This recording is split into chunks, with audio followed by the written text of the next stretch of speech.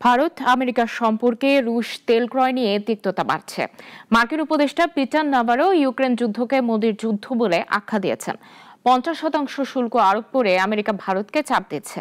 তবে বাণিজ্য চুক্তি চূড়ান্ত হওয়ার কাছাকাছি পৌঁছেছে বলে আশা প্রকাশ করেছেন হর্ষবর্ধন শ্রীংলা।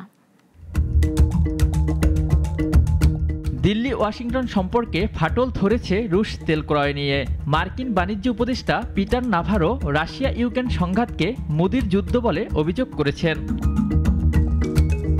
পুতিনের যুদ্ধ বলতে গিয়ে ভুলে মোদির যুদ্ধ বলেছেন কিনা এমন প্রশ্নের জবাবে পিটার নাভারো বলেন, না, তিনি মোদির যুদ্ধই বলেছেন, কারণ ইউক্রেনে শান্তি প্রতিষ্ঠার একটি গুরুত্বপূর্ণ পক্ষ দিল্লি।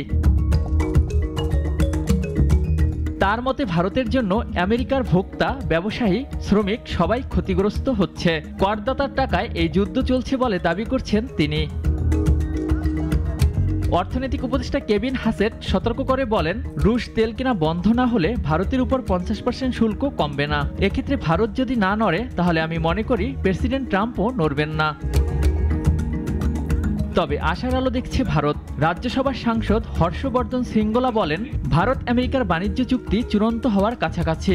এটি বাণিজ্য ও কৌশলগত সহযোগিতা বাড়াবে।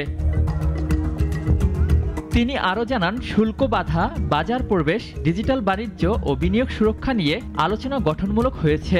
উভয় দেশের ব্যবসায়ীদের জন্য এটি নতুন সুযোগ আনবে। আর শিল্প নেতারা বলেন, চুক্তি রপ্তানি বাড়াবে, বাণিজ্য ঝামেলা কমাবে। দুই বৃহত্তম গণতন্ত্রের এই চুক্তি $500 বিলিয়ন বাণিজ্যের লক্ষ্য নিয়ে এগোচ্ছে।